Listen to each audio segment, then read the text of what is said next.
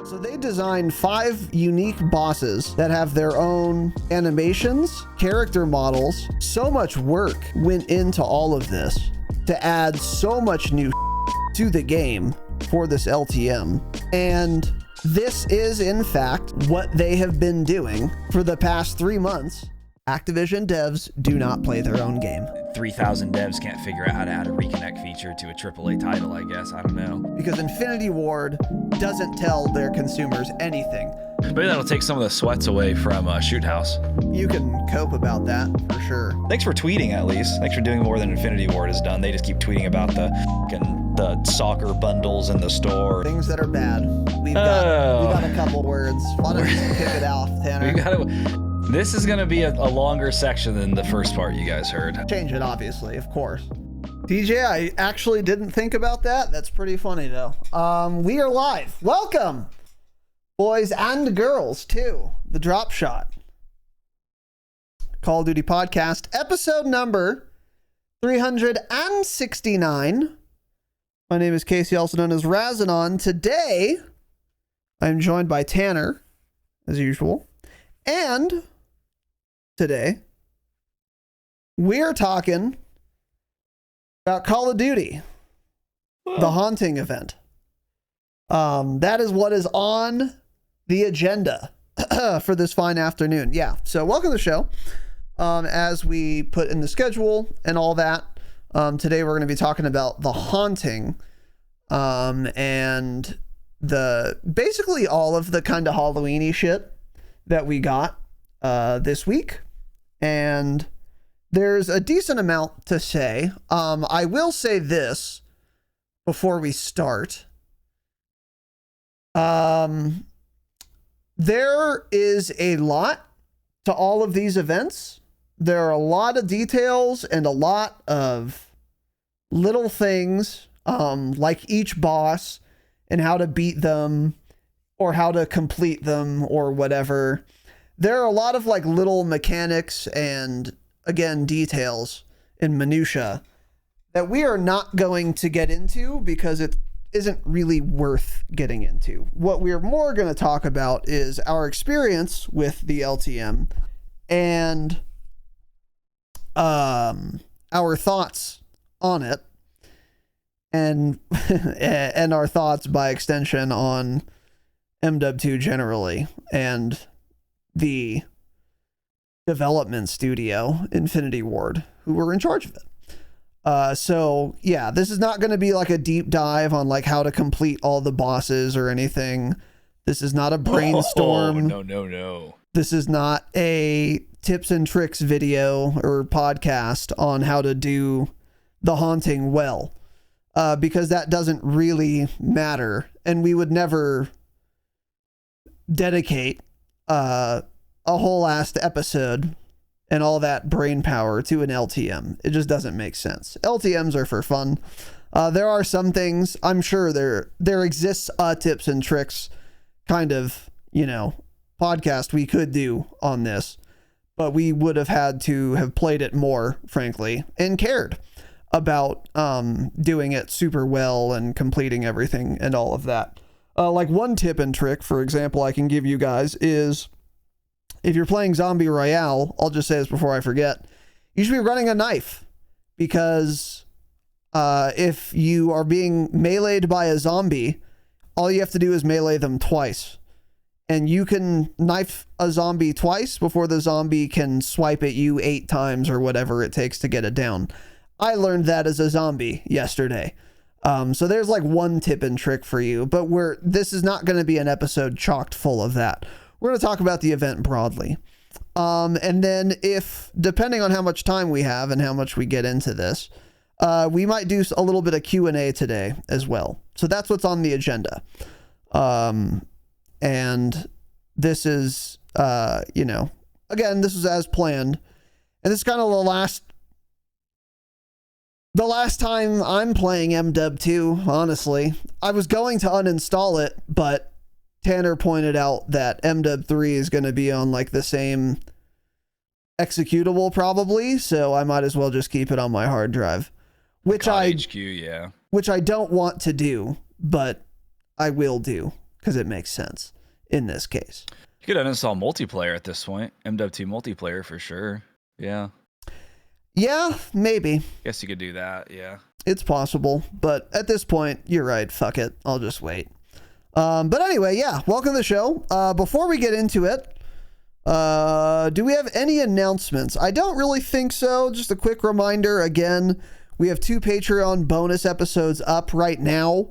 One of which is a multiplayer Giga deep dive. One of which is a zombies info dump / review of a bunch of new zombies info we've gotten that we have not really talked about on a public episode. Primarily because they're all like leaks, kind of, but they're like official leaks.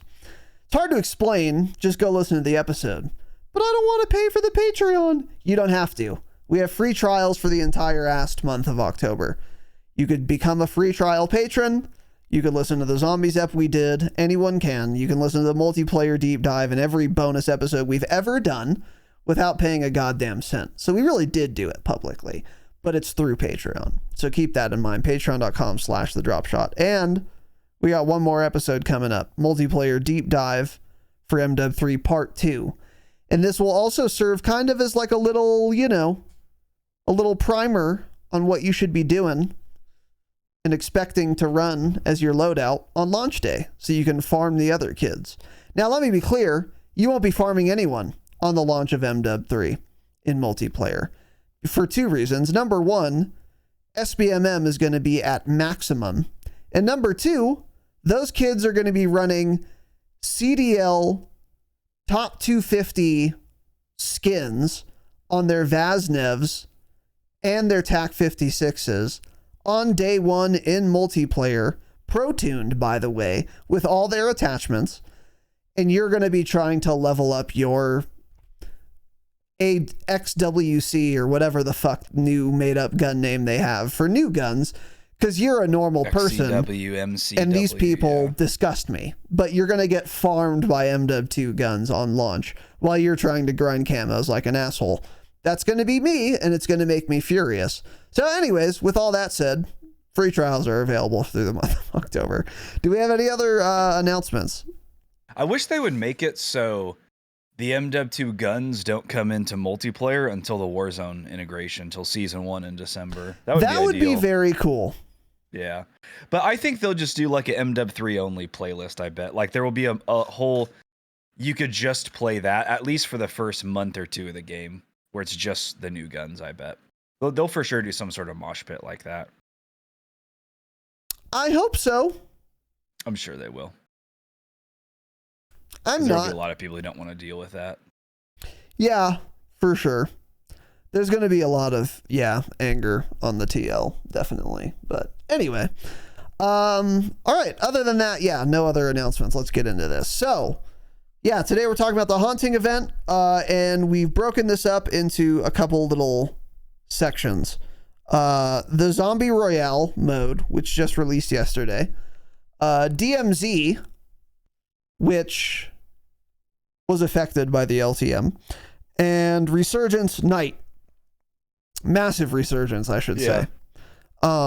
Which, all of which we tried yesterday. So Tanner and I played for about 2.5 hours, 3 hours maybe. Oh, no, not quite, but yeah. Really? Pretty sure we played at least hour like and a half. No, it was way longer than an hour. It was not more than 2 hours. I'm absolutely positive of that. Okay. It was 1 to 1.5 hours. Yeah. It was because we played everything just once. No. Well, we did Zombie Royale twice for like every match, but you guys finished one match when I was gone. We did Zombie Royale 4 times. We played each map twice. We queued into Von Dead, and then we played Moz. They didn't last that long though. And then Jake came in, and then we played one of each again. So we played a while. But the point is we tried all the modes. And so that's how we broken this up. And then kind of like, I have an overall thought on all of this. So let's get into it. Starting with Zombie Royale. So this is the mode I was most looking forward to. This is where, you if you die, you come back as a zombie, and you need to collect 4 antivirals or whatever, and inject them into your veins, and then you come back as a person again, and the last human being alive wins. This is also basically what the first ever Halloween event in Warzone was. At least the first one I remember. I'm almost positive it was the first ever one, though, on Verdansk. It was Zombie Royale. And this is how it worked. And it's a cool little game mode. And in this game, yeah, it was on Vondel, which is like nighttime Vondel. And it was also on Al Mazrah at night as well. And we played this for quite a while, played each map twice. And it does work pretty much exactly like the original. Yeah, there are very few differences. One thing that I think might have been different from the original Zombie Royale is I don't know how you EMP vehicles. I don't think you can, because you have gas grenades, not EMP grenades. You had super jump, gas grenades, and then if you pressed your lethal button, it was something called Fury, and I don't know what that does. That was my biggest complaint. My biggest complaint was there's a button that says Fury that I can press as a zombie, and I don't know what it does. My guy goes rah, and that's all I could tell. I don't know what it does, and that should be explained better. Yeah, I don't know what it does. But besides that, it worked is exactly as intended. Zombie Royale. And yeah, did work. That's kind of all, you know? Yeah. I mean, the biggest thing I was surprised by is that it was just not fun. And I expected it to be fun. This is the mode I was waiting for. In fact, I didn't even launch any haunting shit until this mode came out, because this is what I was looking forward to, because it was so fun in Verdansk. And I was most surprised playing Zombie Royale by how much fun I wasn't having. And I'm not exactly sure why that is, because again, it wasn't buggy. Everything worked as intended. It worked quite seamlessly, in fact. Yeah. The visibility was actually pretty good for a nighttime mode. I didn't have any complaints about that. The zombie mechanics worked fine. Everything kind of worked fine, but it just doesn't hit like it used to. It hit different on Verdansk, and on Vondel and Maz, it was fucking boring. And I didn't care, and it wasn't fun. Yeah. And that was a shame, because it was a perfect recreation of the mode, you know, but it still just wasn't fun on either map. And yeah, I'm not really sure why. Like Verdansk, the first time it happened, it was like so interesting because it was the first event they ever did.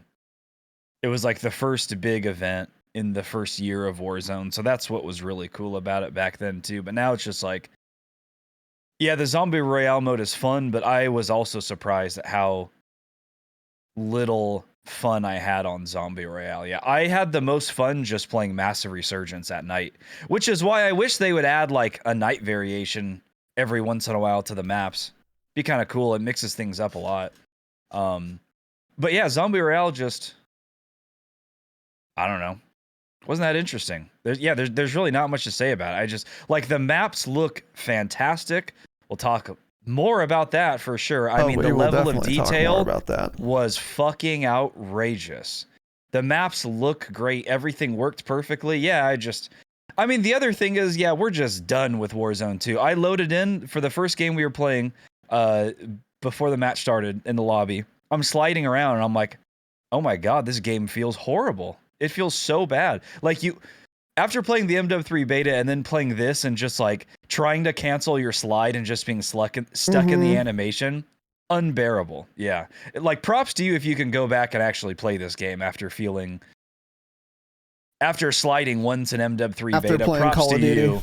Yeah. Props to you for going back to this game and playing it, because I don't know how you do that. Yeah. But yeah, I don't know. wasn't interesting for that long for some reason. Yeah, and that's pretty much it. That's kind of all I have to say about the zombie mode, which is a real shame because I expected this to be a lot of fun, but I think the reason it just wasn't as fun, it doesn't have the novelty factor like it did on Verdansk, like Tanner pointed out. And also the core game, isn't as fun. So the LTM within the game is not going to be as fun either. That yeah, actually shouldn't be that surprising. But another thing is, like, did it play better on Vondel or Moz? Neither. I mean, it was I don't know. Fine on both. I don't know. It was equally I think kind Vondel, of just because since the map's smaller, you notice a level of detail. That was the most interesting thing to me overall with the event, is wherever you walked, the level of detail they put on everything was crazy. Like the first time we played Moz, we were somewhere and you pointed out, you're like, dude, these computer monitors even have some screen on it that was like, what was the screen they were showing? It was like the numbers all red and like blinking. Yeah. Like that was honestly the most interesting part about this whole event for me, is walking around and looking at all of those things. I'm like, damn, they put in like a lot of time and work into all the little details on this. So that was cool, just going around seeing it was very the atmosphere they fucking nailed. Yeah, really, they really great. nailed the atmosphere. Yeah. Like really, really well. And we'll talk about this more. I don't even know what more they could have done. Like it was actually so cool seeing all that. Yeah. They did such a good job. They did. Yeah. It's like striking. How detailed how well they did the atmosphere is crazy. Yeah. Like they nailed it.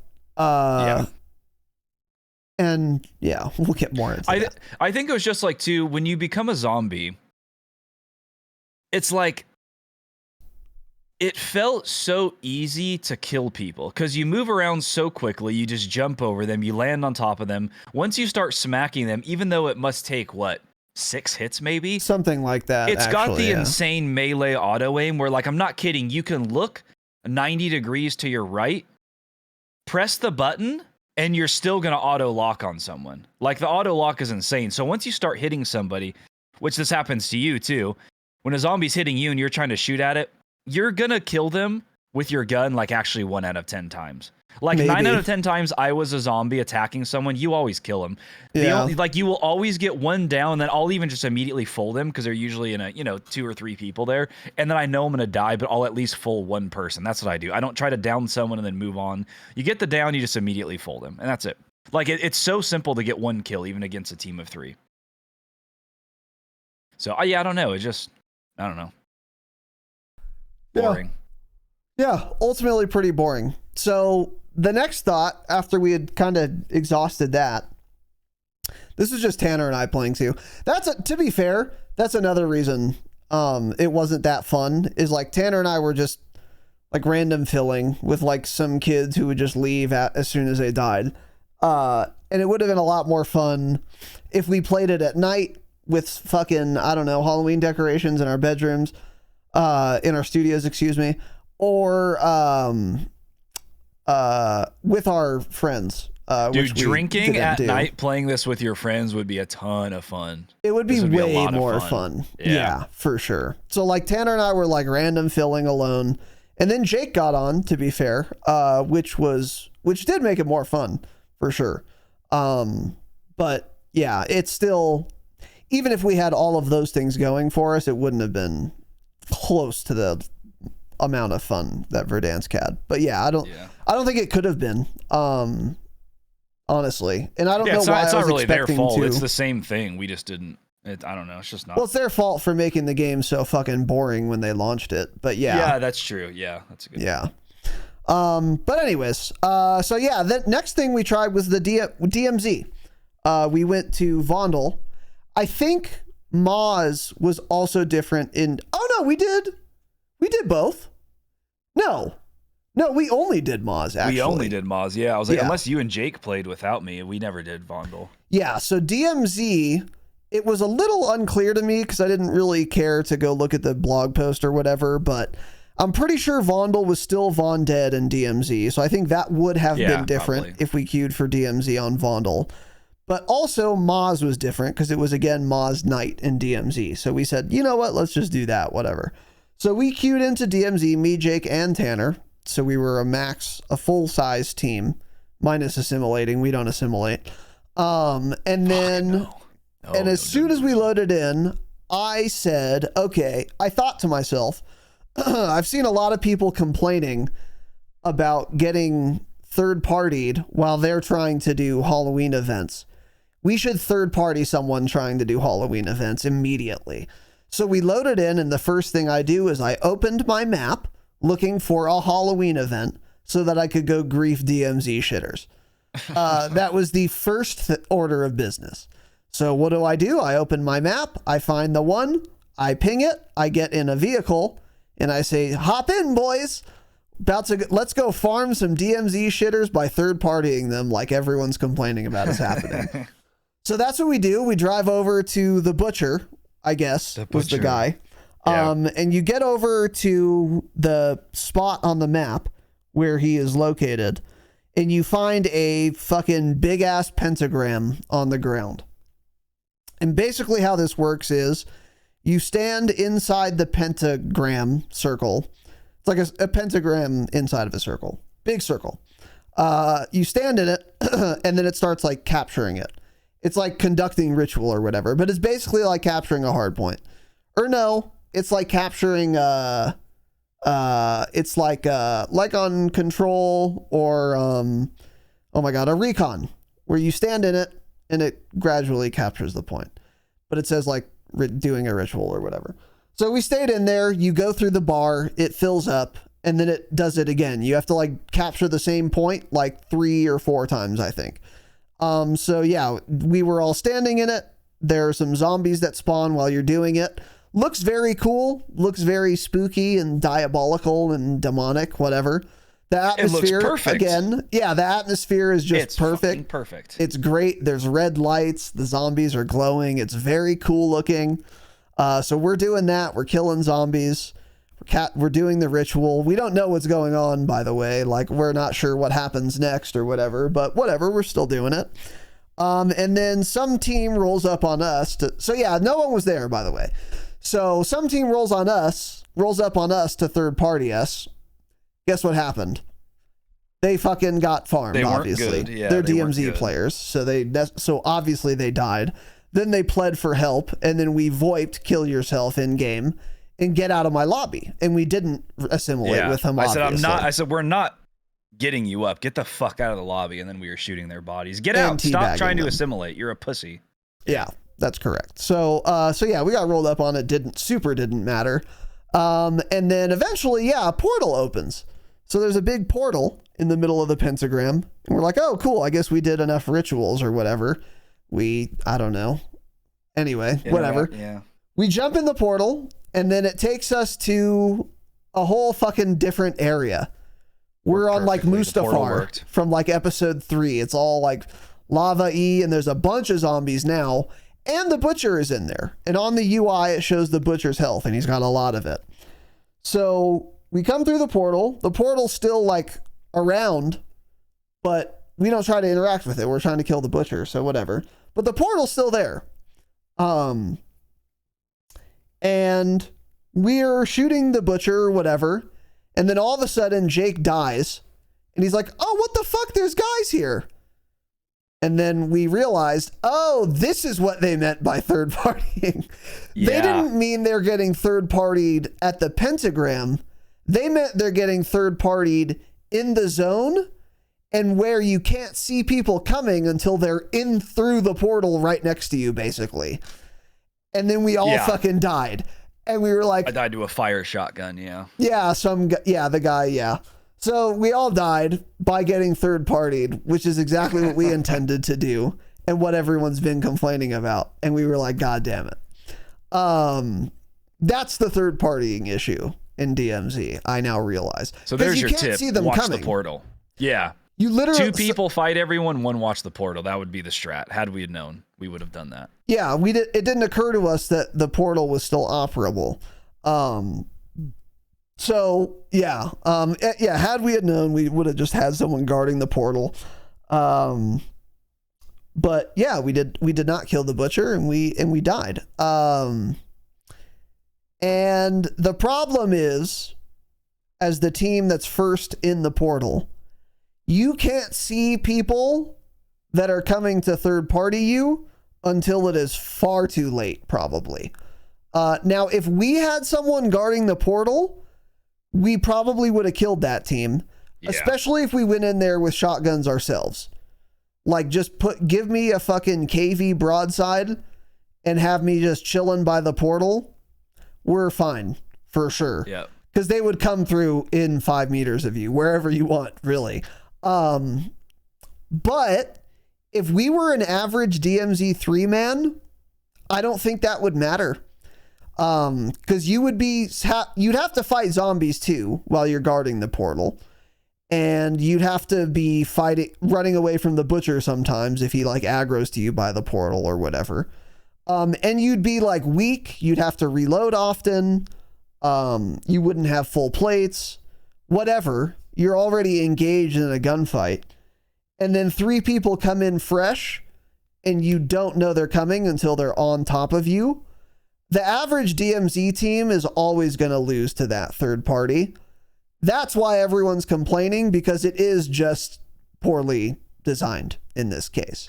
Well, yeah, it's like once a team goes through the portal, it shouldn't even let another team go in because the events respawn. Like if we were to complete and kill the butcher, probably 3 minutes later, there's a big pop-up in the middle of your screen and it says the butcher is like once again active or something. That's how it works in Massive Resurgence. I would assume it works that way in DMZ. Yeah, that's what we're assuming. Yeah, I guess that may not be the case in DMZ. Maybe for some reason it doesn't respawn, but it probably does. So why does it let other people in the portal? Yeah. I guess I was just thinking, since from what we've heard of Modern Warfare zombies, when you're going to go through like a portal type thing like that to another area that's like a different map, and you're going to be in your own little mission. That's what all the leaks have said. Like you're going to do some mission where it's just you, in the sub zone. So that's why I'm like, oh, okay, this is like Modern Warfare zombies. We're just going into a sub zone, but no, anyone can go into it. Yeah. Which makes me think maybe sub zones are going to work that way in zombies. Yeah, which wouldn't be an issue because there's not PvP. Right. So, but yeah. Yeah, exactly. But yeah, I see what everyone's complaining about with respect to this in DMZ. I don't really think it's that big of a deal, though, because, again, you could do all these events in not DMZ. You could do it in Resurgence. Well, I guess there's PvP in Resurgence and Zombie Royale. That's why everyone's complaining. They want to go to a playlist where there's no PvP so they can kill the bosses without risk of other players killing them.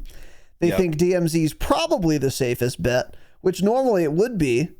But yeah, in this case, it's not. Yeah, I think the way they should have done this is, if you go through the portal, that shit closes. Yeah, that's what we figured. So, or even let any team go through it, even if you didn't open the portal yourself, but the portal only stays open for like 30 seconds or something, But you shouldn't be able to get rolled up on at any time with no notice. That's the problem, is you don't see them coming. Because, like, even if anyone could access the portal at any time, if I had line of sight, which is obviously not possible, it's a different zone, but some kind of indication that people are going to be coming through the portal soon, it would be more manageable. But yeah, they really should have done something differently here. That was a mistake by the devs, yeah. Know what the strat would be? To drop 6 prox mines at the portal before you enter. Yes, true. The zombies would fuck it up, though. They'd probably put them off. Well, no. That's why outside the portal. So before you enter the portal. Yeah. Yeah, that could work. Because I thought that, because I'm like, oh, you can put it at the portal. I'm like, but then you'd have to keep leading zombies away or else they'd set them off. Yeah. That's the strat. Try that. Somebody try that. Put a bunch of prox mines outside the portal. Prox mines, claymores, all of it. Yeah, something like that. There are ways to do it. Obviously, if we cared, we would have queued again and done it, but we didn't. So we didn't. But yeah, we only played DMZ once. That was the end of it. And again, in DMZ, same shit. I mean, the map is equally as detailed. It's the same map. It looks perfect, fantastic, gorgeous. It's amazing. The atmosphere is just off the chain. It's 10 out of 10, actually. There are really no complaints in terms of the visuals, the level of detail, the performance too, by the way. To have all of this shit, all of these effects, the lights, the candles, the mood, all of it being nighttime, all the new lights, all the new map features, all of it is smooth, man. The performance is perfectly fine. No hitching, no stuttering, no weird graphical glitches. I mean, it's perfect. It runs perfectly and it looks perfect. They nailed the atmosphere. And that's true for DMZ as well. When we got to the pentagram, it was gorgeous. It looked like it was straight out of Diablo. I mean, spooky and like Halloween-y and scary. It just nailed it. Yeah. Which is a good thing, you would think, right? We'll get into that. We'll get into it, yeah. We'll get into that. So then we played DMZ once, and we said, okay, well, it's enough of that. Yeah, we're like, oh, that's what they mean by getting third partied. Okay. Right. We're like, all right, now we understand. We're done with that. Yeah, I get it. And I don't care to go back in. So then we played Massive Resurgence Night. We were like, all right, I'm ready to like shoot my guns at other players now. I've had enough of this Care Bear bullshit. So we played Massive Resurgence Night. So we never got to experience 150 players, but we did get to experience 100. I will start by saying, by the way, wasn't as slow as I thought it was going to be, actually. Same. Turned out to be okay. There were a couple times when it was like a little slow, but the starting circle is fucking small. So 100 players is like, again, this is an LTM, so I don't really care. But it seemed to be good enough for me, honestly. Yeah, after playing it, there were like a couple times it felt slow, and then it felt chaotic when we were at Swamp, and then we popped a UAV for the first time, and there were like 40 players on the UAV, like that close to us coming down from peak. We were like, oh, there is everyone. Okay, this is making sense now. Yeah, so I don't know. I actually, after playing 100, I feel like 150 probably was way too chaotic, actually. Unless the circles had been bigger. Yeah, they still only dropped it because the servers couldn't handle it for sure. They didn't get any feedback on it being, too chaotic. It was just because the servers couldn't handle it. That's correct. So they lied to you. Yeah, that's correct. They didn't listen to feedback. They manufactured consent, as Noam Chomsky would say. That for a lot of people are learning about this phrase for the first time because of the Holy Land. But yeah, he wrote that, I don't know, 40 years ago. Anyway,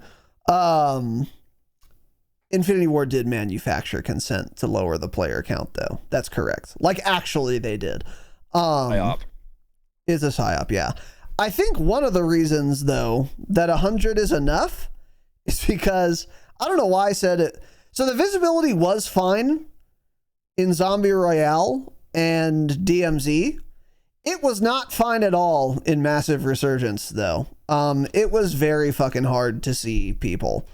And I realize now why they made an explicit point to say, hey, the ground loot has thermals, by the way. You actually need to have in your loadout a thermal optic. Well, you don't need to. We didn't. But it would have helped a lot. I wish I had one. It's pretty fucking hard to see on Massive Resurgence at night in certain areas. And I would have been doing way better if I had a thermal on my AR. And the Gaia skin, especially, is actually almost impossible to see. It is so gross, dude. There's one time, I know the guy is there, I ping him, and I'm like trying to track him while he's pinged, and he's like 30 meters from me, and I'm having trouble tracking him. Because like part of the skin is see-through, and also it's nighttime. So it was like really hard to see the Gaia skin, especially. But everyone in general was pretty difficult to see. That was a little bit of a problem. But again, it's a nighttime mode, LTM, whatever. This wasn't a huge deal to me. It didn't ruin the fun. And I'll also add, this was the most fun I had playing any of the themed events, was playing Massive Resurgence, which is no surprise because I like regular Resurgence more than I like DMZ or unranked Moz BR. So it's not a surprise that I also had the most fun playing the themed version, Massive Resurgence Night. And it was fun. It was a lot of fun. I enjoyed it a lot, and we played quite a few games. Yeah, that was when we did that was the only boss fight we did. We did the swamp creature in Massive Resurgence. That was when we did it, right? Say that again?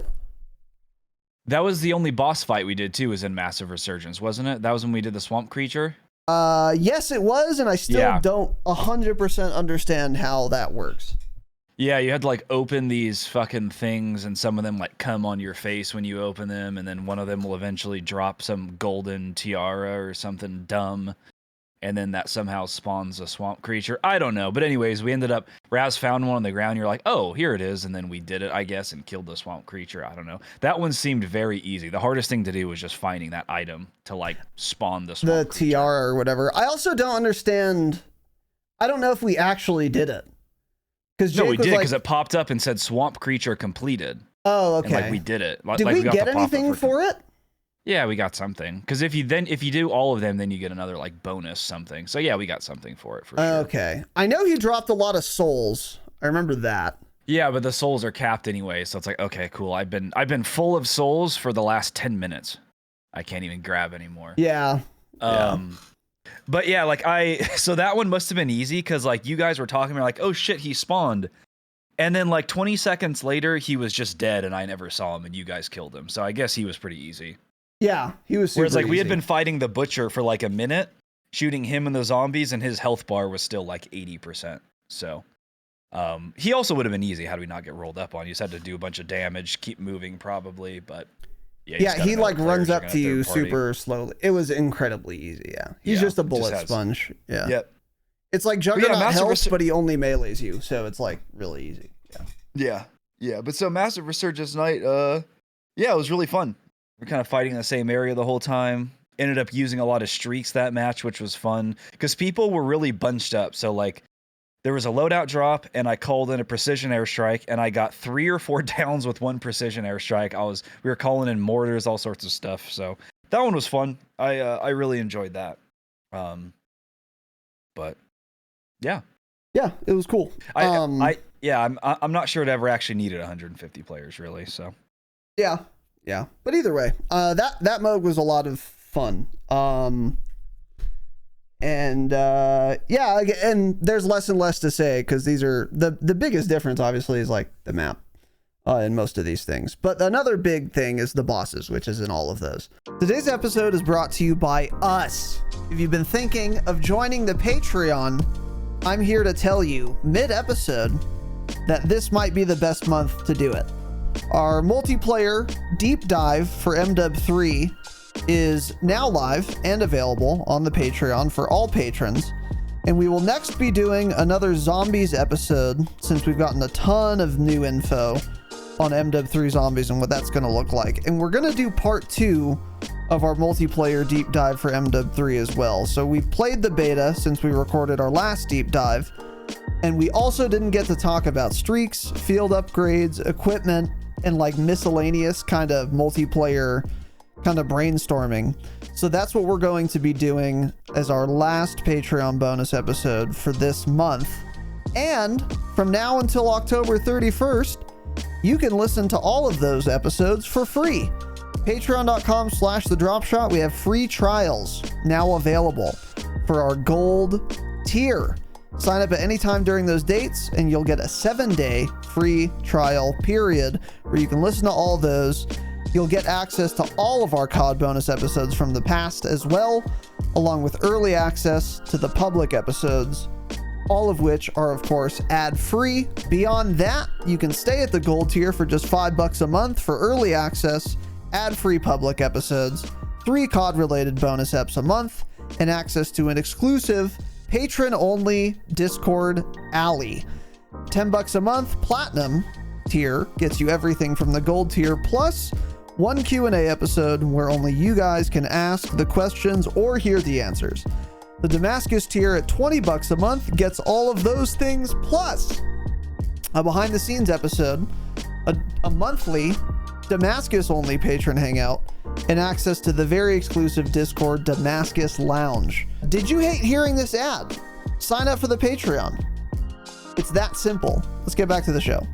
So we'll talk a little bit about those. We've already kind of have, but the Butcher, I don't know, not much else to say. I'm assuming the way the Butcher would work in... Is he like... Are not all the bosses in all the modes? Because like, would the Butcher have been the same on Resurgence, where we go to a pentagram, cap it, and then go through the portal? Or do you think that mechanic was DMZ specific? No, I think that's how it is for all of them, I'm assuming. But Okay. they can't, yeah, not every mode spawns every single boss all the time. But DMZ, I think it did. I think DMZ had every boss on it. Massive Resurgence and the other modes probably only spawn like 2 or 3 at a time. That's what I noticed, at least. Yeah, not sure how that works, but we'll talk about the bosses, because these were, again, super cool, super well done.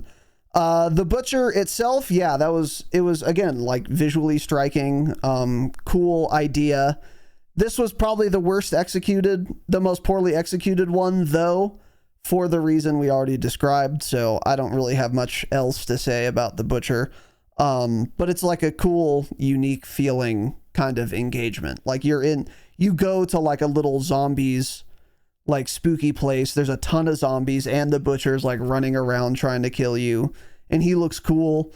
It's awesome. And then the swamp creature, this one was the most underwhelming and dog shit, I think. I mean, he's in like the marshlands area or whatever, and he looks like some lizard person who like kind of runs around and melees you. Yeah, he was something.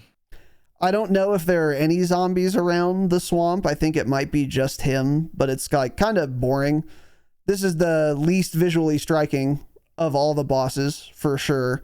And That I part think of the map was cool looking, but he wasn't. yeah, and mechanically, I think he was also the least interesting. But yeah, you're right. Actually, that area, it has like the tiki torches and shit. It looks kind of cool. Yeah, the actual swamp was really cool. So the area looks pretty like spooky or whatever, like some like haunted bog or something. But as far as all the bosses go, I think he's the least interesting, both visually and mechanically. And even though the swamp was cool, every other like region around the boss and boss model themselves were cooler. That's how well done all the bosses were. So another one we had a little bit of experience with was the UFO. This I would argue was the most visually striking and well done. You go to some area, there's a fucking UFO in the sky. It has like a super bright beam of light that will kill you, I guess, if you go in it. I didn't go in it, but Tanner It'll did. suck you up, yeah. It'll suck you up. And die. So do you just die as soon as you get into the UFO? I think so, yeah. That didn't happen to me. I was in that area. I didn't die to it. Okay. That was when we died to the gas, because you couldn't outrun it, because there was a mountain there the and you map can't is not mantle in good. this game. Yeah. Yeah, and the movement isn't either. Yeah. But anyway, the UFO, yeah, we like went around to that one time in Resurgence. And it just downs you, okay, yeah. Okay, yeah. It looks super cool. It also like pulls up fucking waves of water or something. It moves into the zone with gas. So like it was outrunning the gas with us. It did a good job. We didn't, but it didn't have to mantle a cliff face, unlike us, because it's flying. So like that was really cool to look at too. The atmosphere of that, again, nailed it. Aliens are scary, and if they're abducting you, they're scarier, and they just perfectly nailed the atmosphere of that. And you also get a sense for how powerful an extraterrestrial would be when he's pulling up fucking columns of water and like making waves, which I didn't know was in the game until I saw it, and I was like, holy shit, that's cool. And that seems like it would be like difficult to code, but they again nailed it. And it looked really, really cool. And then outside of that, there were other bosses we did not experience at all, I think. One of which is the Pharaoh. And the UFO like fires a ray gun or something? What there else? Was for sure a ray gun firing. UFO? I mean, I don't know. We had to run because it spawned it literally 10 feet from the gas zone. So the gas started coming in within a minute, but we wanted to land there and see it. So we didn't get to experience the whole thing at all. But there were like these fucking orbs or something that you shoot down, and I mean, nothing happened when I shot it down, so I don't understand. I think you have to shoot all of them down and something happens. I don't know. We didn't have time because the gas started coming in, and then we died to the gas. Then gas was coming in, right? So I'm like, oh, there's a boat here. I'm about to die. I already used my self-res. I'm sprinting like, oh, I'll be fine. There's a boat. Go to get in the boat. It's been pre-EMP'd, man. Couldn't use it, so then I died to gas. Awesome. Yeah, that was fun. Well, those fucking pesky Martians are one step ahead of you, man. Yeah. Don't spawn vehicles there if they're just all going to be pre-EMP'd, right? I don't know. Very weird. So anyway, there was another boss. Again, I didn't experience this at all. I've heard good things about it, and I saw like a Twitter clip of someone saying you could actually like dap up the Pharaoh and be homies with him or something. He was like, oh yeah, I made the Pharaoh my friend or whatever. And there was like an animation. It was very cool. I saw it on Twitter. But I guess you go into its own zone or something, or maybe it's part of the map itself. But we never experienced the Pharaoh, but I heard he was really cool too. I saw him on Twitter as well. His character model's fucking cool. It's spooky Egyptian Pharaoh shit. He's like a mummy and he's scary because he's animated. That would scare me.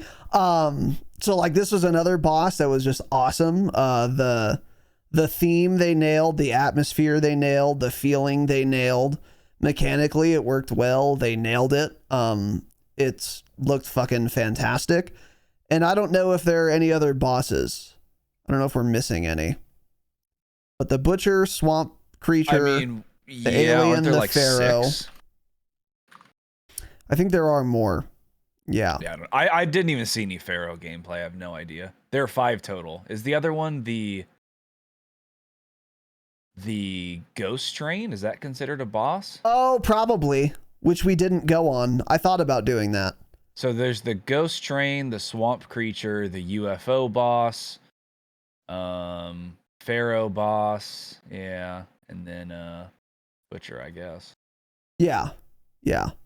So, did you see any of the Ghost Train at all? I saw the train itself. It looked really dope, but I didn't see any of of how to do it or anything. No. Okay. Yeah. So, but I mean, all of that is to say, like, the bosses are done really well. And they're really cool. And now that gets into our overall point here. When you look at all of this, so they designed 5 unique bosses that have their own animations, character models. It's not like they reuse assets from the campaign to create a fucking UFO, right? They made a new asset to do that. They like they designed a new thing, you know. They did a lot of that too, clearly. So much work went into all of this to add so much new shit to the game for this LTM. And this is, in fact, what they had been doing for the past 3 months. When Tanner and I asked, I remember I explicitly said, there's ostensibly a team of developers that work 40 hours a week. What are they doing there? Because we're not getting any updates to the game for like all of September and probably all of August too. We were like, what is going on over there? Because ostensibly, again, there's a dev team of 300 people working 40 hours a week. And week after week after week, Tanner and I are struggling to do our jobs because there's nothing new happening to the game. So we have nothing to tell you. So we wondered, what the fuck are they doing with 40 hours a week? All of these man hours. What's What do they have to show for it? What's going on? This is what they were doing, which Tanner said. Tanner was like, dude, they're putting all those hours where we're not getting any updates, all these weeks where we're not getting any updates to any game mode in the current game. It's because they're all spending that time working on the haunting. And now that I've seen it, that's obviously true. That's almost necessarily true. Because this obviously took a tremendous amount of hours and work and effort. Yeah. Just they've changed everything on every map. Honestly, they almost designed brand new maps for it. That's how much detail they added to Vondel, Al-Mazrah. Like, it's crazy, dude. Oh, I guess Ashika probably had changes too. Some changes. Or at least it was nighttime, maybe. We didn't play that. Did they do Ashika night? That's what Triple B said. He said like it was like dark and foggy or something. But that's cool. Maybe his I didn't even know brightness was just turned down too low. Yeah, I don't know. Because I never heard anything about Ashika, so I didn't think there was. I call bullshit on that. I think they did Von Dead and Moz Night. Too low. Yeah. Yeah, he turned his filters off. But yeah, that's what happened for August and September of 2023 in Call of Duty. Oh, I mean, they've been doing this for fucking months. Yeah. Like, they probably started this, like, realistically, how long ago would they start something like this? 10 months ago, a year ago, maybe? Because the leakers were saying there were already a bunch of haunting files in the game in Season 2, which means they were done prior to Season 2. Season 2 came out in, February? So they've had shit in the files for that long. Yeah. 8 months, yeah. I would believe it. I mean, you can tell how much work went into it if you just play it. Yeah, they redesigned two big maps, by the way. Al-Mazrah, which is the biggest BR map we've ever had, and Vondel, which is, I mean, it's not a sixes map. It's a whole ass big Resurgence map. The biggest Resurgence map we've ever had, in fact. Not to mention, again, all of the bosses, which isn't even redesigning, that's created 5 NPCs and all of the mechanics that go into that. They had to create how a portal works. They had to create the UFO and the fucking tractor beam. Like, this is so much work that went into it. And not only did they do all of this work to add all of this new shit to the game, it also worked perfectly. Again, we experienced no bugs that don't exist outside of the LTM. Every bug I experienced playing this LTM was only in because it's a bug from the normal game outside the LTM. Yeah. The LTM itself, how the specific mechanics of the LTM, picking up injectors, charge jumping on my zombie, going into the tractor beam, no bugs. Perfectly executed, perfectly polished. There were no bugs that were relating to the LTM. It was bug-free. That's the level of polish. Not to mention how good it looked and how many new things got added. And Tanner made this point right away when we were loading in. So first of all, we're loading in, and then right away you know this is a new thing because there's a new animation for Zombie Royale. Because you're in the plane, and instead of just like walking to the back and like high-fiving your teammate or whatever, some zombie crawls up and you like shoot it in the head and then kick it off. And it's a really cool animation, and it's really well done. And it doesn't bug out like it does in ranked play, for example, where your character model's clipping through another character model. That happens in like ranked play, right? Doesn't happen in this LTM though. Everything's perfect. It works fantastically. They upscale it for you probably.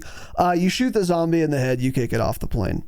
And then we're in the plane. Oh, the plane's redesigned too.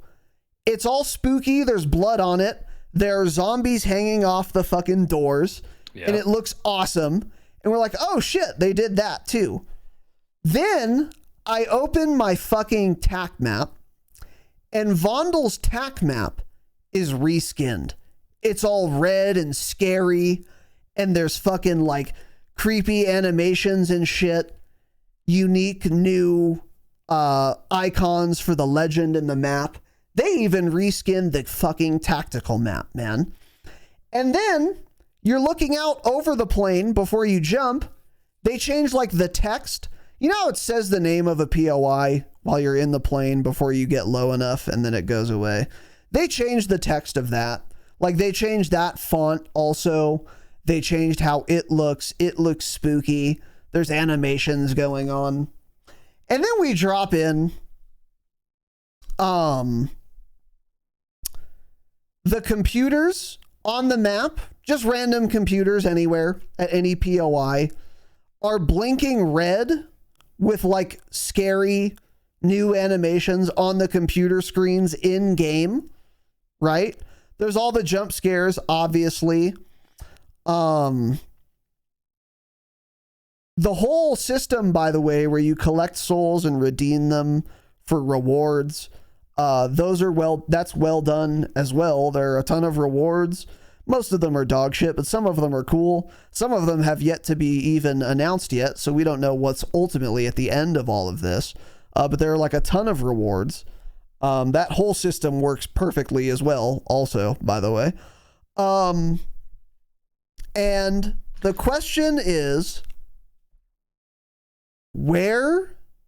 this is what Tanner said right away, by the way. He was like, I'm furious.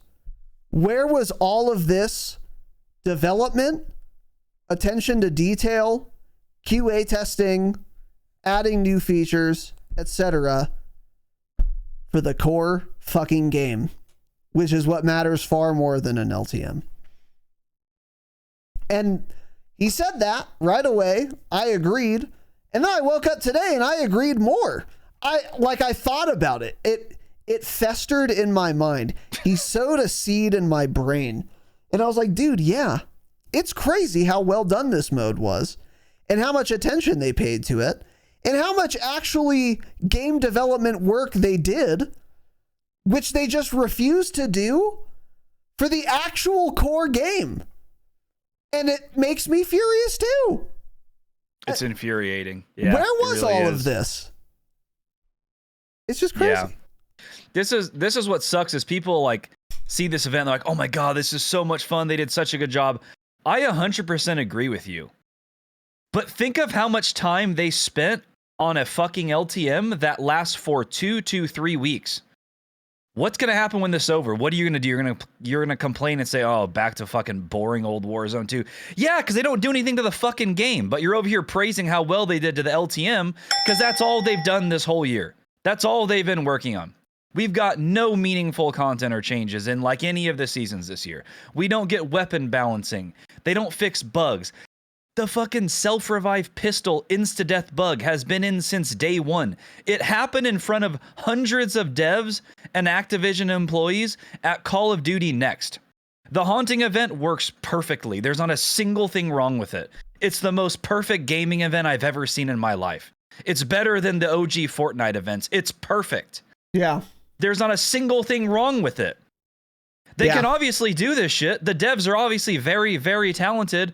Where the fuck are any changes to the core game? Why do we get nothing?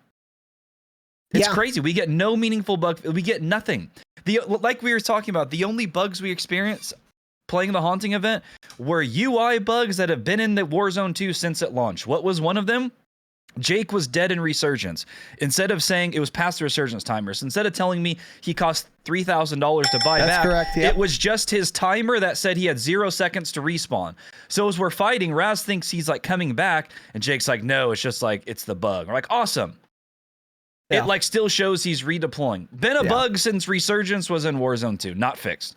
The haunting event, not a single bug. How do they make all these boss fights and everything? The bosses respawn. The portal works perfectly. The map looks amazing. How does all of that work perfectly, but core basic bugs are still not fixed? It just pisses me off. And if you can't see that, and if you just think we're being negative, you're a major part of the fucking problem with this game. Because you're also probably spending all of the money on the haunting bundles, and that's why they do it. They knew ahead of time, we're going to make so much goddamn money selling all these crazy bundles because the bundles look great. The battle pass this year was great. All of you guys bought it, right? People that never buy skins are out there buying skins. You are the reason this game fucking sucks. You give them all this money. Yeah. It's outrageous, and fuck you. Yeah, it's your fault. It really is. You guys doing this shit and giving them all the money because you're having so much fun. You're like, ooh, this LTM is so much fun. Fuck you, man. The game sucks because of you. Because they know they can prey on idiots like you that are going to buy all of the bundles. Yeah, exactly. The game sucks. The game sucks and it's your fault. Exactly. That is the problem with the haunting event is that it's too well done, actually. It's so good. Dude, the fucking windmill on Vondel looked amazing. Oh, there's like ghosts hanging off of it and shit. It's like, yeah, it's like the best looking part of a map I've ever seen. Yeah. It's crazy. Yeah. Yeah. This is our problem with the haunting event, is that it is too well done. And what we mean by that is exactly what Tanner just said. There is a finite amount of resources, no matter how big the company, even Activision, there is a finite amount of development time and resources that they can spend on anything. And obviously, we saw how slow August and September were for this game. And even months before that, but August and September were the worst. Nothing's happening. That's because they opted to take all their devs and say, we don't care about the core game. Make the LTM perfect. Because we have because our art department's working hard on really cool bundles for fucking Splinter or Freddy Krueger or whatever fucking Halloween skins they have now. And we're going to make buckets full of cash, which I'm sure they did. That's the problem with the event. It's too well done. And the reason that that's a bad thing is because it was too well done at the expense of the core game, which is what we spent 95% of the game's life cycle playing, is just not an LTM, a UTM, an unlimited time mode, like Battle Royale. Why is that mode far less polished, far more buggy, gets far less attention than the LTM? How is that possible? How is an LTM that just came out, by the way, smoother than your ranked mode, which has been in the game for months? Obviously, it's to sell bundles. Yeah.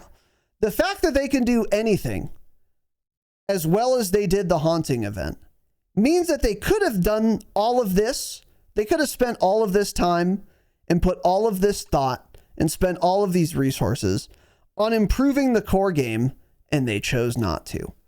Because you fucking idiots buy Halloween skins. Actually. Fuck you, and it is unironically your fault, as Tanner said. You are the reason why the game was dog shit for most of the year, and you're the reason why nothing happened in August or September of the game. Nothing. They didn't do anything. They didn't add anything. They didn't subtract anything. They didn't balance anything. It all went into the haunting event, and it's your fault because they knew that as soon as it came out, if we do a super good job, we could sell a fuck ton of bundles, and I'm sure they did. That's the problem. Yeah, and so if they had spent all this time and it was a massive flop and they made no money on bundles, what are they going to do next year? Not spend a bunch of time on an event like this and maybe instead spend time on the video game that we all play every day. Yeah. Right. And so that's why it being so well done is actually a bad thing. So I mean, the worst part about this observation is that we can absolutely expect the same thing next year. I guarantee it. Because I'm certain they made a fuck ton of money on this event. It makes good business sense, so they're going to do it again next year. And the year after that. Yeah. And further, the worst part of this is, that's not going to change. There's no way that's going to change. They're going to keep getting away with it. I don't know what could possibly happen that would actually happen that would change their decision making on this topic. Yeah. The way I see Call of Duty in the very long term now is in this way.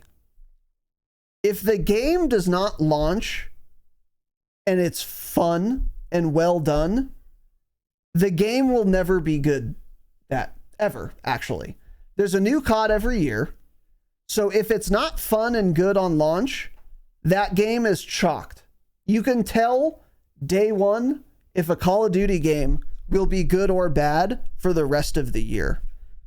So there's an example where this didn't happen. Call of Duty World War II, developed by Sledgehammer, actually. It launched, I believe it was the game before BO4. If not, it was 2 years before BO4. But it launched in a miserable state that people fucking hated. I don't know exactly what people hated about it. I didn't play World War II until well after it came out. It was like 2 or 3 years after World War II before I had ever played it. So I don't really know what the deal was. But the opinion of everyone that I've ever heard talk about World War II is that it launched in a miserable trash state, and then about 6 months in, the devs totally revamped everything about how World War II worked, and it was actually saved. Like, the game was really fun after they did the massive revamp of how the whole fucking game works. And then, it was saved. It was too late, but it wasn't too little. They redeemed themselves on that topic, on that game. That will never, ever happen again. If a game launches poorly now, they will say, oh, okay, well, the devs aren't allowed to work to spend the hours it would take to revamp the game like they had done for World War II.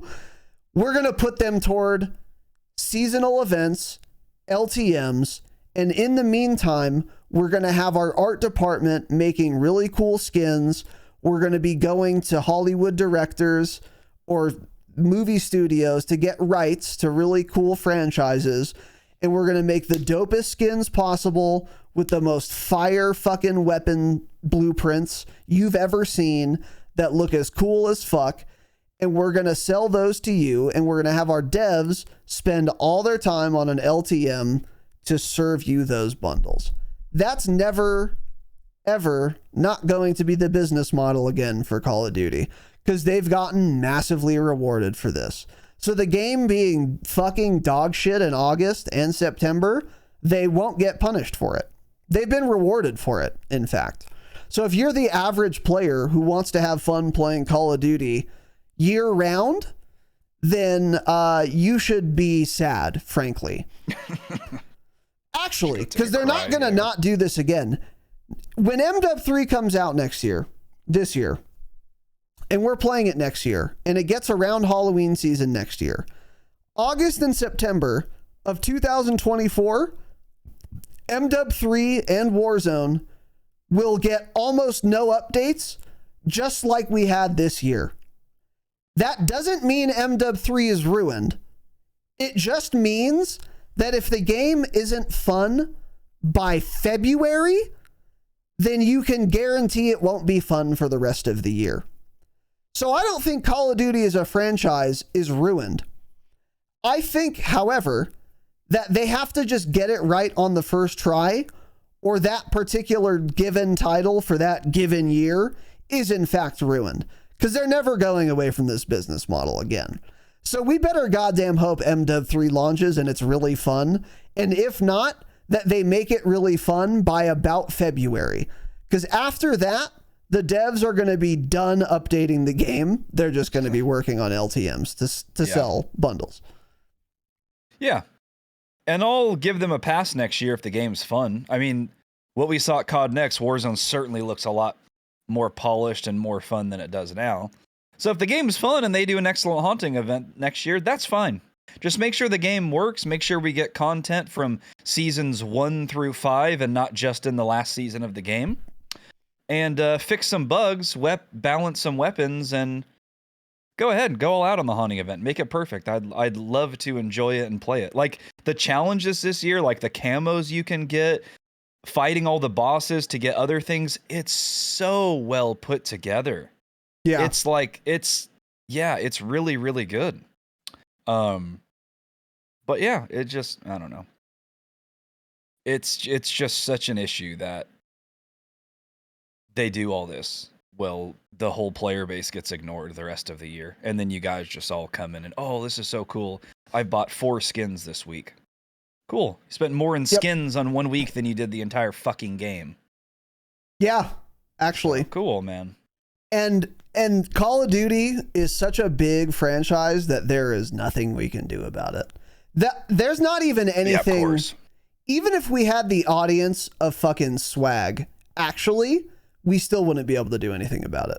Correct. If Swag was as mad about this and told all of his fans to not buy bundles just like we do, it still wouldn't matter. It wouldn't be a drop in the bucket. That's how big Call of Duty is. There are so many people who don't listen to any stream. They don't watch streams. They don't listen to Call of Duty podcasts. They don't give a fuck. They only play when there's an LTM, honestly. And that's who they're banking on, literally. I mean, that's where their bread is buttered. They figured it out. Genius business decision. So again, I want to reiterate, as doomer as this sounds, I'm not saying Call of Duty is ruined as a franchise. Far from it. They still have an incentive to make a fun game that's really good and that gets a lot of people to play because they want to make money year round. And that is contingent on the game being fun. So they're still going to care about the game having a good player count and players enjoying it. And that's going to be especially true around launch time when the games come out. From November to about February, there's still going to be a lot of attention paid. The business interests and the video gamer players' interests are still aligned in those months. And that means Call of Duty isn't ruined. However, Call of Duty average player year-round support for fun, that the interests are not aligned there. That's where it takes a sharp turn. And that's where that's why we saw August and September. So, yeah, those are our thoughts on the haunting. I mean, it was too perfect. Yeah. Frankly. And and for Infinity Ward to tweet, we received feedback, and that's why we lowered the player count in Massive Resurgence. I mean, I just can't believe they would be so brazen as to say that. It makes me sick. Infinity Ward makes me sick. They disgust me. And most of this is Activision's fault, by the way. But a lot of it's Infinity Ward's fault, too. Not the business decision. Not the fact that the haunting is so well done is not Infinity Ward's fault. They were forced by Activision to say, spend all of your development time on the haunting. What is Infinity Ward's fault was that November to February window I was talking about, where Activision wanted them to make the game fun, and they had to spend all of those months undoing all the mistakes they made on launch, like having the backpacks, like having the lootable vests, like having the 2v2 gulag, like having AI in Warzone, like strongholds, etc. Yep. That was all Infinity Ward's fault. Let's be clear. A lot of the blame is at their feet. But the haunting event, not Infinity Ward's fault. That's Activision. This is all Activision. The fact that the game wasn't updated in August or September, that's Activision's fault. Almost 100%, in fact, I would say. So, yeah, it's super cool. Like the same person on Twitter tweeting out how Infinity Ward should never develop another game again. They should never be allowed to because MW2 sucks so much and they hate it so bad. That's the same person also then going into Warzone and buying all the haunting skins. And that's why iDub will continue to be the #1 studio for Activision. They make them the most money by far, so much more than any other studio. Sledgehammer will not make nearly as much money this year as Infinity Ward made for Activision this year and in 2019. Treyarch doesn't either. So Infinity Ward is their favorite little studio because of shit like this. Yeah. Yeah, exactly. So anyway, Yeah, overall thoughts of hunting was cool. I will say back to a little really bit of back to a personal note. The game isn't fun enough for me to like want to unlock all the skins or whatever. The shit's really cool. It's just not worth it for me because it would take many more hours than I'm willing to play to like you gotta get play all a the lot. souls. Yeah. I ended up with like 58 souls, and I'm like, yeah, that's good enough for me. Yeah. Yeah. I think the top thing is like 2,000 souls or something, maybe. It's 200 for a weapon, either camo or blueprint. I think it's a blueprint for a Vaznev. It's for 200 souls. But that to buy everything, you'd have to spend that 200 plus another 200 on some other reward, plus another 190 on another reward. Like if you wanted to have all the rewards available right now, I'm assuming that's somewhere around 1,000 souls, which is a lot.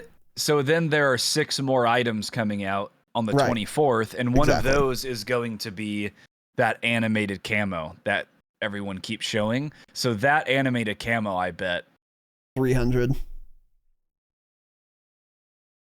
Oh, I was thinking more like 500 at a bare minimum. That's going to be a lot because that's like a really cool looking camo. Yeah, maybe. Yeah, it's going to be a lot. So yeah, and by the time you have to do, well, I guess you don't have to do all of them. No, because you unlock them one by one. You can just save up 200 and buy the Vaznev. That's how it works. Correct. Yeah. Yeah. You could buy whatever you want. I just mean if you wanted to get everything, it would be a fuck ton of hours. But yeah. Yeah. Yeah. And you know, the game just isn't fun enough for me to spend all that time. And that's another thing about LTMs and what pisses me off so much about them putting all this time and effort into it. Let's say MW2 was like really fun and really well done, and I had fun in August and September despite the fact that they barely updated the game, which is possible. Like that happened, you know, in Verdansk, I would say. There would be like a month or two that would go by where they don't really do anything, but I'm still having a lot of fun. And you know, let's say that it happened in MW2.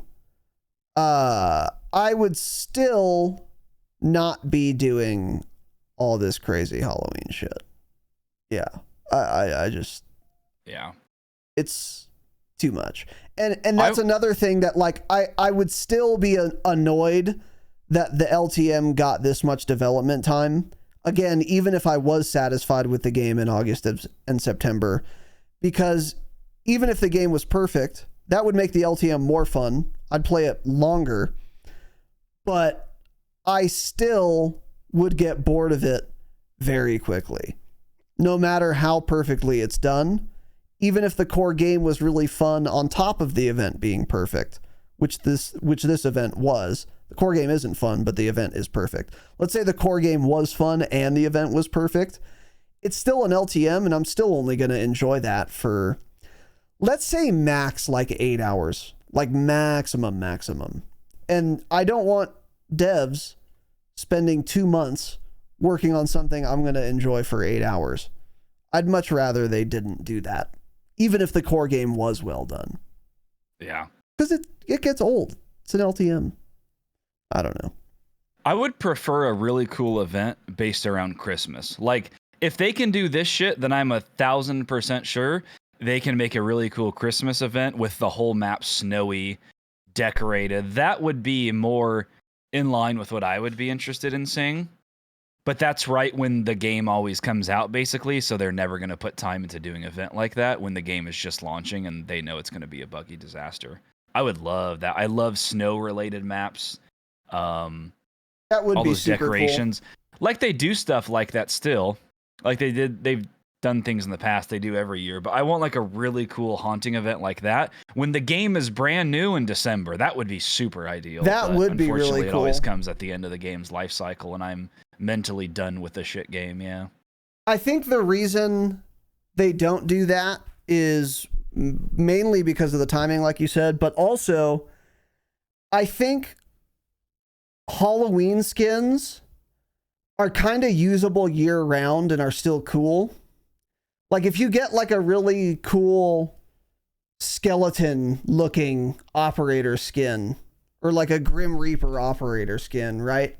Mm-hmm. That's Halloween themed, But the average COD player is also willing to run that like year round. Yeah. Whereas like a really cool Christmas operator bundle, like a dope Santa Claus one, or like the Grinch, that would be a cool one, right? Mm-hmm. Like the Grinch, you look like kind of scary, but it's still like Christmassy themed or whatever. That's really dope, but you're not going to sell as many bundles of that because people are not going to be running around as the Grinch in July. So you're not going to sell as many skins if you do, if you put as much effort into a Christmas event as you do a Halloween event. I don't think there's any other holiday where they would make as much money as Halloween. Even if we didn't take into account when COD's release, you know? Because like I remember seeing people, the Saw skins came out in one of the Halloween events, and people were running them literally all year. Like I was seeing them again in July and shit. Because those are cool skins, even outside of like Halloween time, you know? Yep. So I think the incentive is just always there for it to be Halloween. Yeah, I'm not going to run a Santa skin in July. Yeah. Yeah. But like the Black Cell Gaia or whatever it is that everyone runs right now, they'll be running that for the next year. Yeah. Mm-hmm. Yeah, for sure. So anyway. All right, what do you say? You want to answer a couple little questions here? I don't know. What are we at? 120. Kind of thinking maybe not, because there's also not going to be anything to talk about like next week. So I wonder if we'll just end up doing a Q&A next week. Yeah, that's possible for sure. We probably won't have MW3 info. There won't be anything to talk about with Warzone. The campaign early access won't be out. Mm-hmm. So see ya. Bye. Say hello. No. Yeah, so we're not going to answer any questions, but yeah, that's kind of it for this episode. And even if you weren't super interested in this event, I think for any Call of Duty player, the download I just gave you on how COD will operate in the future, I think is relevant to anyone who plays Call of Duty. And I think my analysis is correct, by the way, that this is what makes them the most money, so they're going to keep doing it, not updating the game and spending all their dev time on Halloween year after year after year. I think that analysis is relevant to everyone who plays COD or is thinking about playing COD later, independent of whether you give a fuck about the haunting event or not. So hopefully this episode had appeal to you, even if you have not cared about the haunting event. And gave you some utility. But yeah, there's nothing we can do about it, which is a real shame. Yeah. It's a real shame. And there's really no hope either. Like a lot of the problems we talk about with COD games, there's always hope. And in the worst case scenario, we always say, well, at least there's only 8 months left of this game. There's always next year. You can't even say that about this problem. It's just like a franchise problem. I don't know. But it's not the end of the world, like I said. And I still think MW3 is going to be a lot of fun despite all this, to be sure. Yeah. I wonder what other holidays they could do that would be cool. Not that they will, but like, what other holidays are there? Well, what did they do? They did something for Dia de los Muertos this year and Halloween, right? Wasn't that like it? They did some decorations they did Dia de for los Day Muertos. They did Halloween. They did a little bit of Christmas shit, I think, but it was just like reskinning a multiplayer map or something. The timing of Christmas is just so bad for an LTM. Exactly. The one on Caldera with like the trees and stuff, that was pretty cool. Yeah. You could get some items. I don't even remember them doing any of that this year in Moz, did they? I guess they couldn't, because actually 3/4 of the lobby fucking crashed immediately. So yeah, no one could even play the game even if they had it. Yeah. Oh, St. Patrick's Day. Yeah, they did a little bit for that, which was cool. There's Valentine's Day. I think Valentine's skin. Yeah, there's Valentine's Day. I don't think they want to remind all their player base that other people have sex and they don't, so they probably didn't put too much time into Valentine's Day. Cheese in the chat. Yeah. What other holidays are there? Anything Easter. else? They do something for Easter? Easter's like religious though. Didn't they do they've done Easter skins and bundles, but they never do events. Yeah, I think they did Donnie Darko.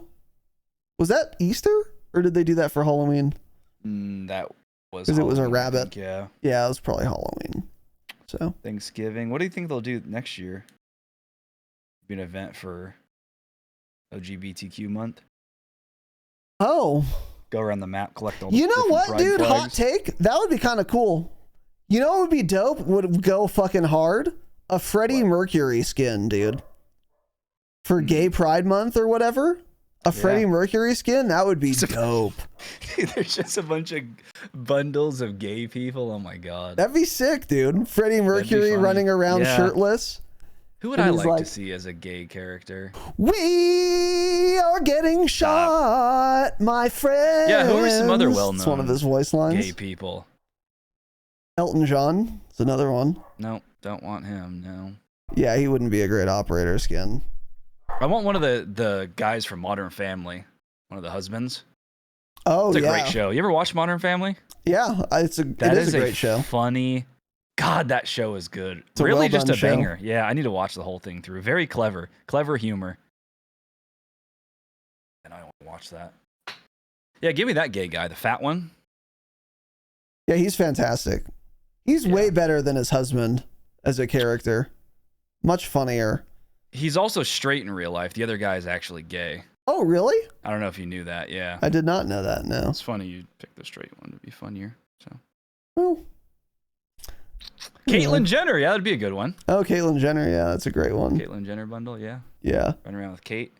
Yeah. Yep. So. 4th of July, they got to do a better job with, by the way.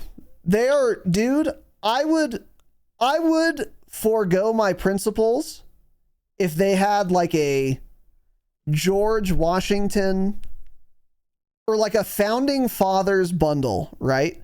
And it comes with an operator skins, like a George Washington operator skin with like instead of one of the pumps, it's like a musket or some shit. Yeah. Like as a weapon blueprint, you have some fucking musket and you like ball load it. I don't know. Or like a Benjamin Franklin classic. Yeah. You got to have a Benjamin Franklin fucking operator skin. Have like a founding fathers bundle. It would be so sick, dude. They could do so much cool shit with that. Yeah. An Abraham Lincoln operator skin, dude. You have your fucking hat. You're going to bring freedom to the South. Oh, dude, it would be so badass. I would buy the fuck out of that bundle. Those would be funny looking. Even if the game was dog shit, I would buy it. I'd have to. And like, you know how they have on some of the guns, some of the weapon blueprints, part of it is the death animation. So when you get like when you kill someone, like a ghost comes out of their corpse or whatever. Yeah. They have some of those in the game now. Mm-hmm. For the founding fathers bundle, one of the weapon skins, the death animation could be an eagle screaming. Oh. Yeah. Or whatever that sound is, you know. Or like fireworks, like the 4th of July. Well, they've done firework bundles before. There are like tracer packs and death effects of like fireworks with some of the older bundles. Yeah, they've done things like that. A Boston Tea Party LTM, that's hilarious, dude. You go to like port and you fucking capture an objective and like all the tea spills into the harbor or something. And then instead of zombies, the British come like spawn after you complete the objective. And then you have to fucking gun them down. That would be really fun to do in game, of course. Yeah, that would be great. And it's real where people in the UK have to play as those people in the match, and they spawn with nothing and they lose every single time. The Americans, that would make the event way better for sure. Yeah, for sure. I would really like that. People would be Brits would be VPNing to America so they don't have to play. Yeah, exactly. Should there be a drop shot tax if someone buys a haunting bundle? Let's be clear, we would rack in tens of thousands of dollars this week if that were the case. Yeah. So you guys aren't going to do it anyway. You guys don't have the money. Yeah. Well, you do have the money, and that's the problem, actually. Yeah. True. Yeah. Yep. Yeah. Stay humble. Yeah. So anyway, yeah, that's it. We will be back. Yeah, next week. Keep your eyes on that. We're going to be doing our Damascus Hangout on Friday, but we will iron that out for sure in the schedule.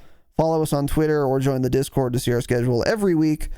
And then once again, a reminder, free trials are available for our Patreon for the month of October. You can listen to every bonus episode we've ever done, including 2 recent ones we did about MW3, for free. Patreon.com/thedropshot. Give it a try. Thank you all for watching and listening. We'll see you next week. Stay humble. Stay humble.